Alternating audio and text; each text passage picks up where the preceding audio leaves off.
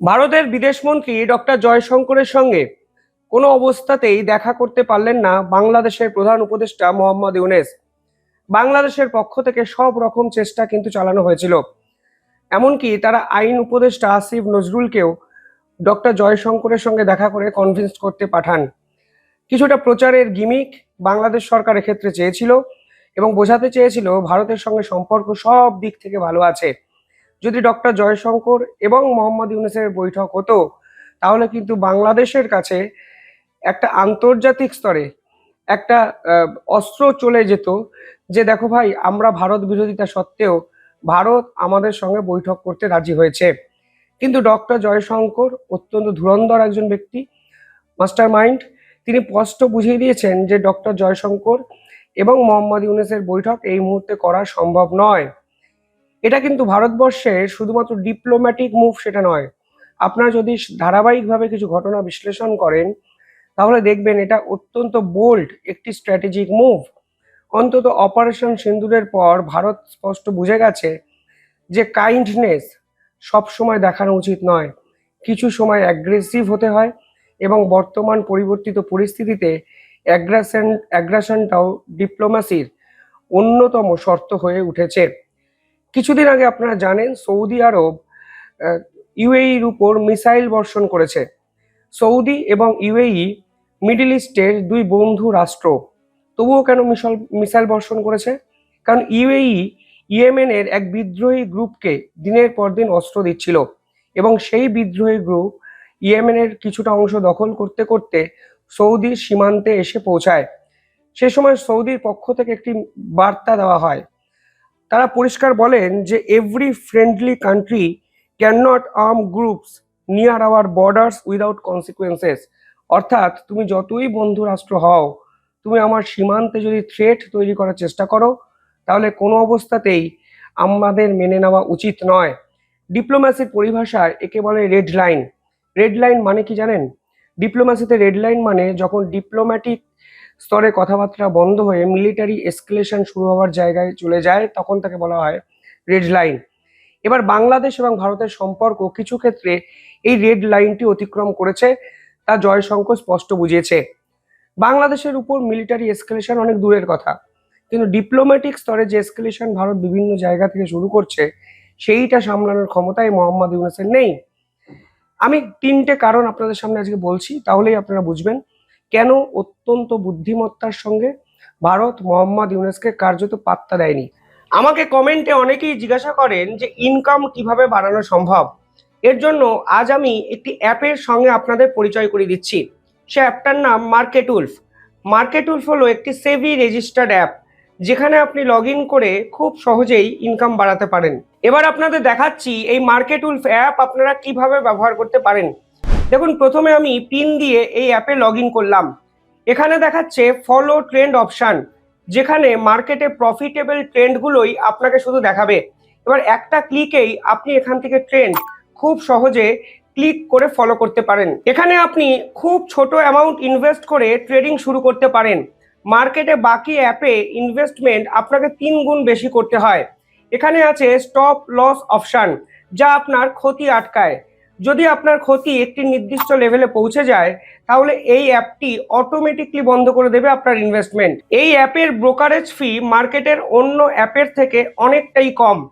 এখানে দেখুন profit trend অনুযায়ী চলছিল।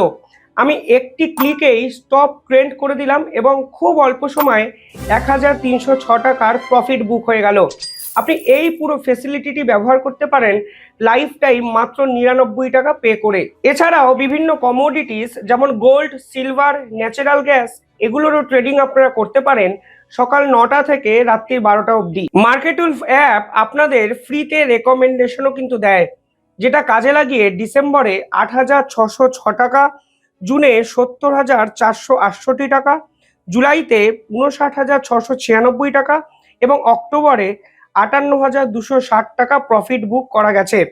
এবং এই প্রফিটের উপর মার্কেটউলফ অ্যাপ কোনো কমিশন কিন্তু লাগে না। আপনারা এই অ্যাপ ব্যবহার করতে পারেন 99 টাকা, তাও আবার লাইফ টাইমের জন্য। এবং এই অ্যাপ আপনারা ব্যবহার করতে পারেন সকাল 9টা থেকে রাত 12টা অবধি। 20 লাখের বেশি মানুষ এই অ্যাপকে কিন্তু ব্যবহার করেন। তাহলে আর দেরি কেন? আমার ডেসক্রিপশনে এবং পিন কমেন্টে এই অ্যাপের লিঙ্ক দেওয়া আছে, আপনারা ডাউনলোড করুন এবং ফিনান্সিয়াল জার্নি শুরু করুন। ডক্টর জয়শঙ্কর জানতেন মোহাম্মদ ইউনেস আসলে বাংলাদেশের কেয়ারটেকার সরকারের প্রধান, যে সরকারের অস্তিত্ব 1.5 মাস। এমনকি মোহাম্মদ ইউনেসের ভবিষ্যতে ফিরে আসার সম্ভাবনাও জিরো। তিনি কোনো রাজনৈতিক দলের প্রতিনিধি নয়। তাহলে কিসের জন্য একটা সরকারের প্রধানের সঙ্গে তিনি বৈঠক করবেন, যেই সরকারের সঙ্গে ডিপ্লোম্যাসি 1.5 মাসে শেষ হয়ে যাবে? ফলে ডক্টর জয়শঙ্কর এক্ষেত্রে পরিষ্কার বুঝিয়ে দিয়েছেন যে মোহাম্মদ ইউনেসের সঙ্গে কোনো সম্পর্ক রাখতে ভারত আগ্রহী নয়। ভবিষ্যতেও মোহাম্মদ ইউনেসের সঙ্গে কাজ করার কোনো সম্ভাবনাও ভারত তৈরি করবে না। এমনকি 1.5 মাস পর যদি মোহাম্মদ ইউনেস কোন নির্বাচিত সরকারের প্রধান হয়ে ব্যাকডোর দিয়ে ঢোকেন, তখন কি হবে আলাদা ব্যাপার। আপাতত এই ইউনেসকে গুরুত্ব বা পাত্তা দেওয়ার মতো কোনো বিষয়বস্তু ভারত অন্তত খুঁজে পায়নি। তাই দেখবেন ভারত বিএনপি চেয়ারপারসনের সঙ্গে মিটিং করেছেন, চেয়ারপারসনের তারেক রহমানের সঙ্গে মিটিং করেছেন এবং স্পষ্ট বুঝিয়ে দিয়েছেন যে ভারত যে কোনো রাজনৈতিক দলের সঙ্গে কাজ করতে চায়, কিন্তু যার কোনো রাজনৈতিক অস্তিত্বই নেই সে মোহাম্মদ ইউনেসের সঙ্গে কাজ কিসের জন্য করা হবে? এটাও তো সব থেকে একটা বড় প্রশ্ন। ইম্পর্টেন্ট যেটা বিষয় সেটা হলো এই মোহাম্মদ ইউনেস আসিফ নজরুলের মতো এক ব্যক্তিত্বকে ডক্টর জয়শঙ্করের সঙ্গে দেখা করতে পাঠিয়েছিলেন, যিনি বাজার গরম করে বলেছিলেন 26 লক্ষ ভারতীয় নাকি বাংলাদেশে কাজ করেন। তিনি 26 জনের নামের তালিকা জয়শঙ্করের হাতে দিয়েছেন নাকি, সেটাই এই মুহূর্তে বড় প্রশ্ন। অর্থাৎ একটা দিকে স্পষ্ট হয়ে যাচ্ছে যে ভারত না চাইলেও বাংলাদেশের সরকার ভারতের বিদেশ মন্ত্রীর সঙ্গে পুরো দমে কথা বলতে আগ্রহী ছিলেন এবং বাংলাদেশের সরকারের পক্ষ থেকে বিভিন্ন মাধ্যম থেকে ডক্টর জয়শঙ্করের কাছে বার্তা দেওয়া হয়েছিল, যা ভারত কিন্তু রিজেক্ট করেছে। দ্বিতীয় কারণটি অত্যন্ত প্রাসঙ্গিক একটি কারণ। ডক্টর জয়শঙ্কর কিছু মাস আগে, সম্ভবত 6 মাস আগে, মোহাম্মদ ইউনেসের সরাসরি বিরোধিতা করেছিলেন। মোহাম্মদ ইউনেস কি বলেছিলেন আপনাদের হয়তো মনে আছে, তিনি বলেছিলেন 7 সিস্টার্সের ল্যান্ডলর্ড হতো বাংলাদেশ। তিনি চীনকে ইনভাইট করে বলেছিলেন আপনারা এখানে আসুন, এবং তিনি স্পষ্ট বলেছিলেন ভারত বাংলাদেশ দ্বারা আবৃত। ডক্টর জয়শঙ্কর ঠিক 2 দিন সময় নিয়েছিলেন এর পাল্টাটা দিতে। তিনি বলেছিলেন ভারতবর্ষের উপকূল এলাকা সব থেকে বড়, আমাদের বাংলাদেশের সীমান্তে উপকূল এলাকা ব্যবহার করতে হবে না।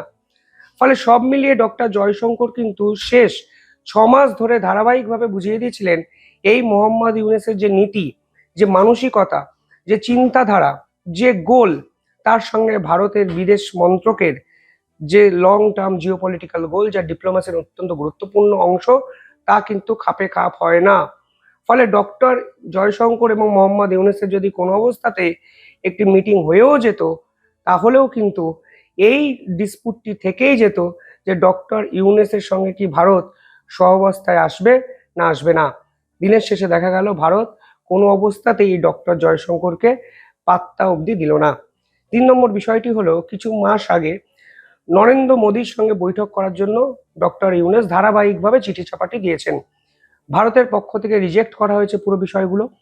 এরপর তারা একটি জায়গায় নরেন্দ্র মোদীর সঙ্গে একটি মিটিং অ্যারেঞ্জ করে ডক্টর ইউনেসকে পাশাপাশি বসিয়ে দেন। এই মিটিং এর মধ্যেই সে সময় বাংলাদেশের প্রেস সচিব যিনি ছিলেন, 99% যিনি মিথ্যা কথা বলেন, তিনি বলে বসেন যে নরেন্দ্র মোদীকে ডক্টর ইউনেস নাকি শেখ হাসিনার কথা বলেছেন। মিনিট 5 মধ্যে ভারতের স্টেটমেন্ট আসে, সেখানে শেখ হাসিনা সংক্রান্ত কোনো কথা যে আলোচনাই হয়নি তা অফিসিয়ালি বলে দেওয়া হয়।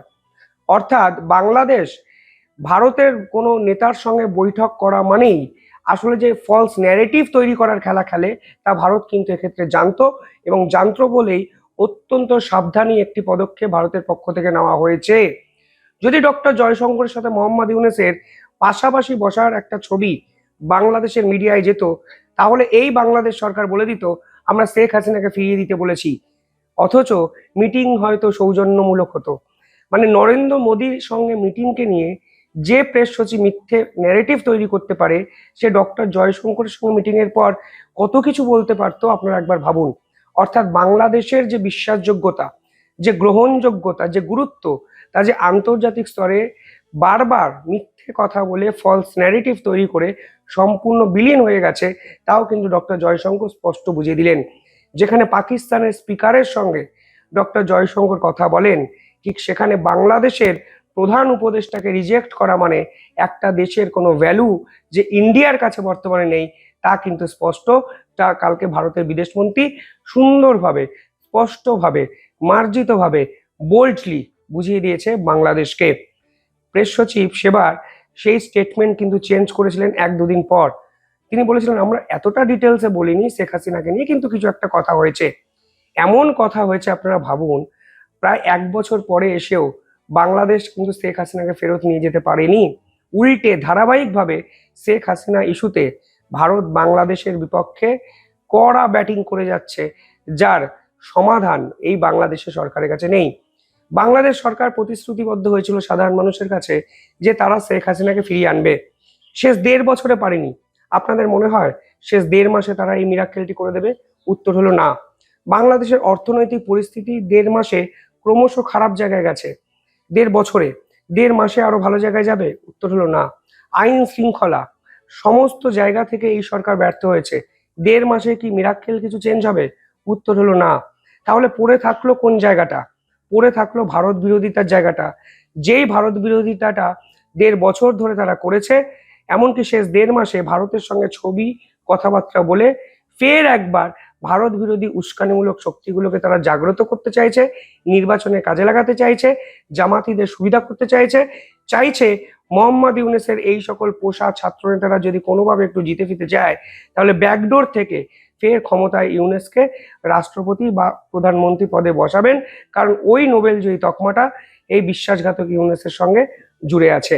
অর্থাৎ ডক্টর জয়শঙ্কর যা করেছেন এটি অত্যন্ত বুঝদার একটা পদক্ষেপ, অত্যন্ত ডিপ্লোম্যাটিক একটা মুভ, স্ট্র্যাটেজিক একটা মুভ।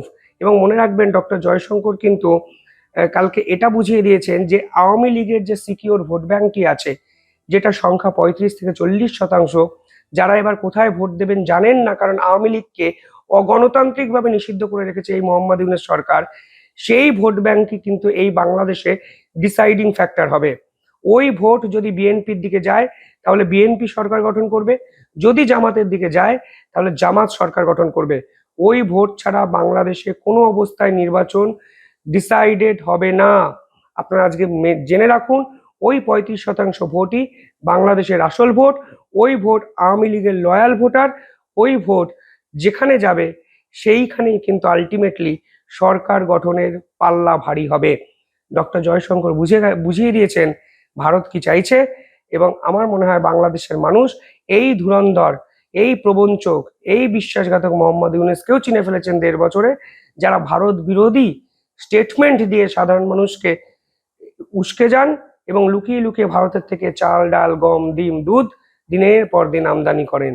অর্থাৎ এই ধুরন্ধরতা আসলে যে শয়তানি তা বাংলাদেশের মানুষ জানেন, এবং ডক্টর জয়শঙ্কর একদিনে ঝটিকা সফরে পরিষ্কারভাবে আরো বুঝিয়ে দিয়েছেন।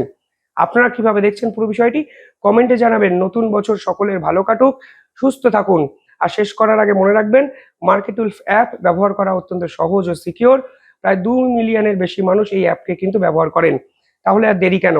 আমার ডেসক্রিপশনে এই অ্যাপের লিঙ্ক আছে, পিন কমেন্টে এই অ্যাপের লিঙ্ক দিয়ে দিয়েছি। ডাউনলোড করুন এবং ট্রেডিং জার্নি শুরু করুন। ধন্যবাদ, ভালো থাকবেন।